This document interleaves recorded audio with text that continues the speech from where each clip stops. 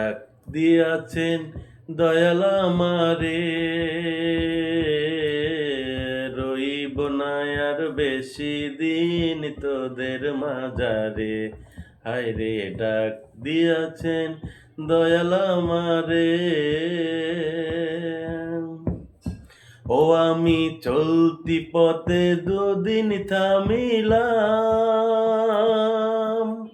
যাইবার কালে একজনের দেখা না পাইলাম, আমি দেখা না পাইলাম আমার সঙ্গের সাথী,